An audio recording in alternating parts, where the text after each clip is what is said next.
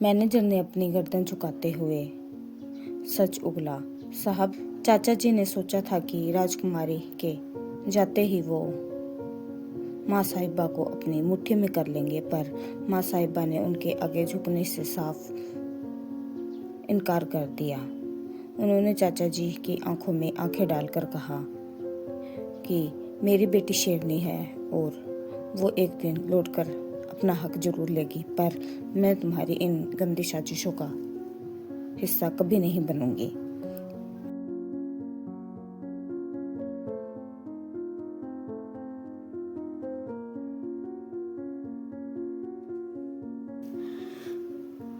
शिवेन एक सख्त सा लड़का, एपिसोड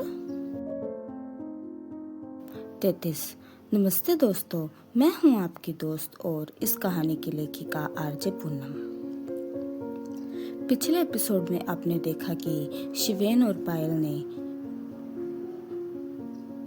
मैनेजर को रंगे हाथों पकड़ लिया था।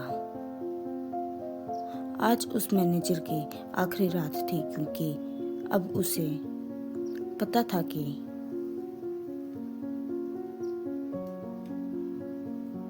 शिवेन सिंघानिया के शिकंजे से बचना नामुमकिन है। आज वो सारे राज उगलने थे जो सालों से बीकानेर की मिट्टी में दबे थे। चलिए सुनते हैं आज का एपिसोड। रात के सन्नाटे में हवेली के उस पुराने कमरे में सिर्फ शिवेन की भारी आवाज गूंज रही थी। मैनेजर पसीने से तरबतर था और शिवेन की आंखों में देख भी नहीं पा रहा था। शिवेन ने मेज पर हाथ मारकर मैनेजर से कहा, आखिरी बार पूछ रहा हूँ, चाचा जी ने उस रात क्या किया था?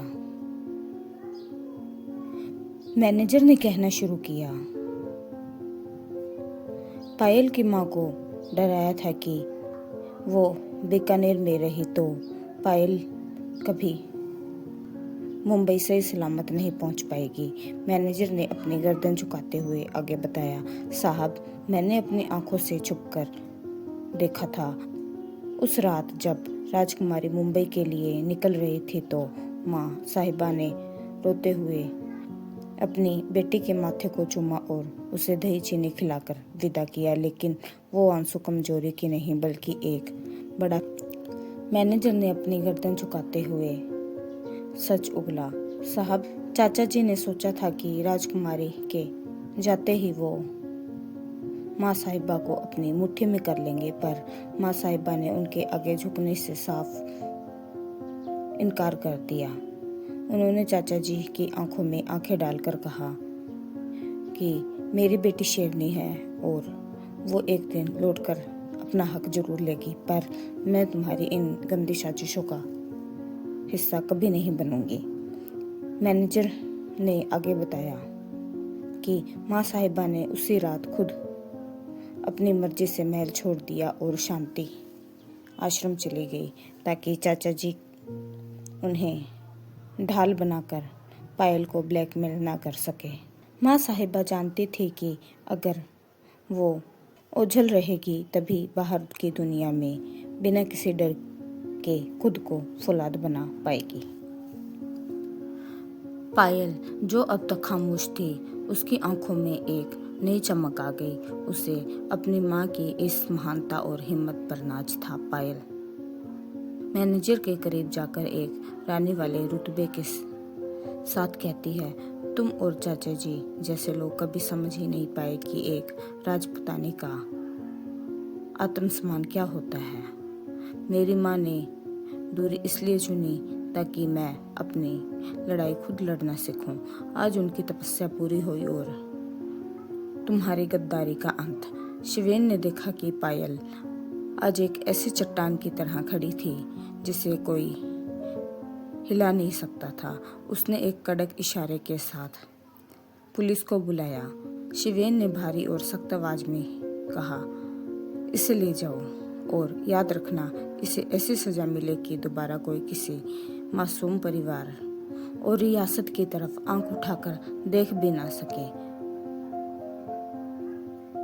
पुलिस मैनेजर को घसीटते हुए ले गई और अब वो जेल जा चुका था। हवेली का सन्नाटा अब सुकून देने वाला था। शिवेन ने कहा, पायल, कल सुबह हम आश्रम चलेंगे। आज सम्मान उन्हें वापस लौटाने का वक्त आ गया है। शायरी। वो माँ भी फौलाद थी जिसने खुद को गुमनाम किया, बेटे की मजबूती की खातिर अपना सुख कुर्बान किया। पूनम की दास्तान में देखो आज कैसा इंसाफ हुआ कि गद्दार हुआ बेनकाब और माँ का मान महान हुआ। मैं हूँ आपकी दोस्त और इस कहानी की लेखिका आरजे पूनम। सुनते रहिए शिवेर एक सख्त सा लड़का। अपना ख्याल रखिए। नमस्ते।